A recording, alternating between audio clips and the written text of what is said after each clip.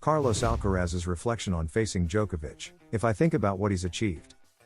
Spanish tennis player Carlos Alcaraz commented in the press conference following his victory in the Australian Open round of 16 that if he were to dwell on all that Serbian Novak Djokovic, his potential quarterfinal opponent, has accomplished, he wouldn't be able to play the match. I try not to think about everything he's achieved. If I think about all he's done, I wouldn't be able to play. 24 majors, the most weeks as number one. I focus on believing I can beat him, knowing my weapons.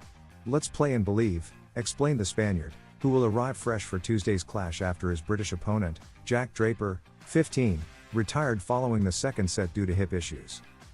In the quarterfinals of a Grand Slam, you face the best in the world. If it wasn't Djokovic, it could be someone else ranked high.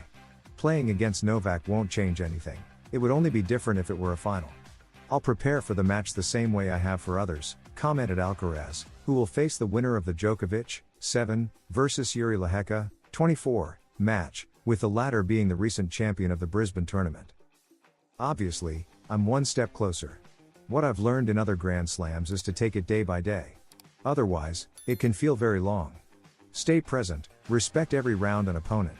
That helps to bring out your best level, he revealed after advancing to the quarterfinals for the second consecutive year. The Mercian was also asked about his younger brother Jamie's participation in the renowned French junior tennis tournament, Le Petit As. He admitted to checking the positive result after Jamie overcame the penultimate round of the qualifiers. I'm happy to see my younger brother playing the same tournaments I did. I only saw the result and haven't spoken to him yet. I did talk to my mother since she's with him. I try to support him no matter that I'm on the other side of the world.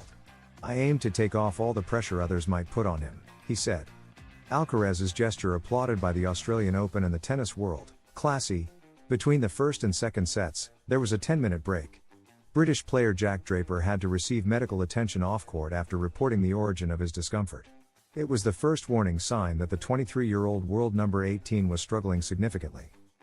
Too much wear and tear to face the demands of Carlos Alcaraz, age 21 and world number 3. Draper had endured 3 marathon 5-set matches, totaling 12 hours and 34 minutes on court, twice as long as it took the Spaniard to reach the round of 16. Draper lasted an hour, 1 set. Between his physical struggles and an electric Alcaraz, the combination led to an abrupt end. With a score of 7-5, 6-1, Draper announced his withdrawal to Alcaraz, with whom he maintains a cordial relationship. They shared a hug, sealing the camaraderie.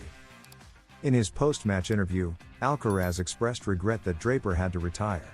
This is not how I wanted to advance. I'm happy to reach the quarterfinals but sad for Jack. He's a good person and didn't deserve to get injured, said the Spaniard, whose gesture was quickly applauded by the Australian Open on their official social media channels. A classy act, the Grand Slam declared, echoing the tennis world's widespread sentiment, which quickly spread across social networks. When signing the camera post-match, Alcaraz wrote a message to Draper, "You'll be where you deserve to be. Get well soon, Jack." A heartfelt note of encouragement for Draper, who is on track to becoming one of the top players. Unfortunately, injuries have often slowed his progress, and this time, his accumulated fatigue risked causing more severe consequences. Carlos Alcaraz has equaled his best result at the Australian Open, the only Grand Slam missing from his collection. He's chasing it. Next Tuesday, he'll face Djokovic or Lehecka in the quarterfinals. The torture of Carlos Alcaraz forces Jack Draper to withdraw. Carlos Alcaraz advanced to the Australian Open quarterfinals after defeating Jack Draper, who felt the toll of the 12 hours he'd spent on court this week. After losing the first 2 sets, Draper chose to retire rather than prolong the agony against the Mercian. To compete against Carlos Alcaraz, one must be at 100%. Even then, playing against him is a daunting challenge. Facing him without being fully fit is practically impossible, as Jack Draper exemplified. The Briton entered the round of 16 after over 12 hours on court and 15 sets played, which ultimately caught up to him against Alcaraz. While Draper held his own initially, his physical limitations became apparent, and by the second set, he was unable to compete and retired with the scoreboard reading 7-5, 6-1.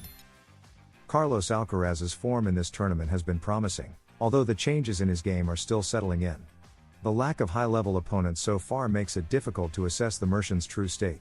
However, Draper was expected to be a test of the new serve and the 5 extra grams of weight added to Alcaraz's racket, allowing him to hit the ball with even more power.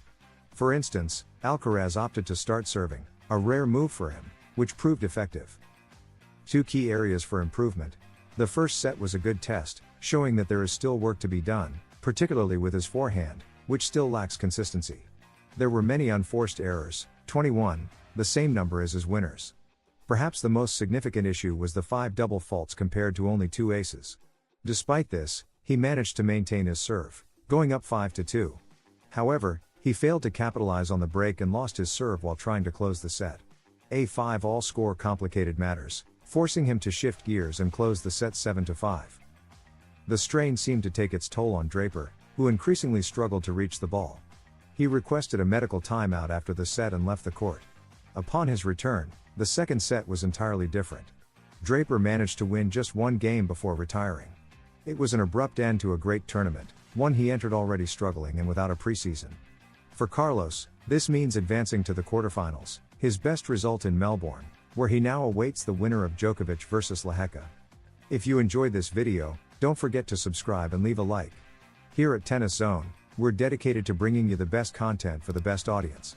We offer in-depth analysis, exclusive interviews, and comprehensive coverage of everything related to the world of tennis. Join our community and be part of the excitement of the tournaments with us. At Tennis Zone, we strive to provide you with updated, high-quality content about players, tournaments, strategies, and the most relevant events in the tennis world.